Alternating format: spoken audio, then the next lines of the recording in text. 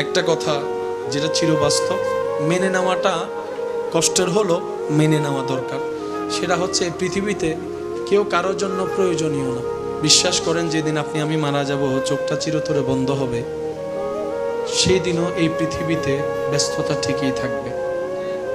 এমনকি আপনার আমার ঘরে যেখানে আপনার আমার লাশটা রাখা হবে, সেখানেও মানুষ আপন ব্যস্ততায় থাকবে। হয়তো কারো মোবাইলের মধ্যে বিজনেসের কল আসবে, উনি বিজনেসের কলটার কথা বলবে, হয়তো সামনে না বললেও একটু পিছনে গিয়েও হলো বলবে। কেউ বা জিজ্ঞেস করবে জানাজার টাইম কয়টায়, আবার টাইমটা শুনে অনেকে আবার রাগও দেখাতে পারে, একটু তাড়াতাড়ি করলে কেন ভালো হয়, আমাদের দূরের পথে যেতে হবে। অনেকে বলবে আগামীকাল সকালে আমাকে একটু মিটিং আছে কিংবা ওই জায়গায় যেতে হবে।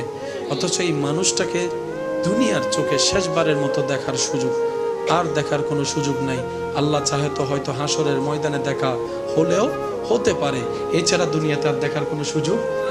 মানুষটা মারা গেলে দেখবেন মানুষের ব্যস্ততাও খুব বেড়ে যায়, সব কিছুতে তাড়াহুড়া করে। কেমন জানি এটাই প্রমাণ হয় এই মানুষটাকে কেউ আর পৃথিবীতে রাখতে চাচ্ছে না, মাটির উপর রাখতে চাচ্ছে না। একটু দেরি হলেই মানুষ বিরক্ত বোধ প্রকাশ করে। একদিন এই কাজটা আপনাকে আমাকে নিয়ে করা হবে, দূরের মানুষ করবে না, সে চিরচেনা পরিচিত চেহারাওয়ালা মানুষগুলাই করবে, আপনরাই করবে। আর ওনারাও না করে কোনো উপায় নাই, কারণ মানুষ যখন মারা যায় শরীরের পরিবর্তন হওয়া মিনিটে মিনিটে শুরু হয়। যদি শরীরের বেশি পরিবর্তন হয়, এই পৃথিবী সেই দুর্গন্ধ সহ্য করতে পারবে না। সেজন্য বেশিরভাগ মানুষ তাড়াহুড়া করে বাধ্য হয়ে কিছু করার নাই। এই বাস্তবতা মনের মধ্যে মানিয়ে বসিয়ে ফেলা ভালো। এই পৃথিবীতে আসলে আপন বলতে কেউ নাই, আপন বলতে কেউ নাই, প্রিয় বলতে কেউ নাই।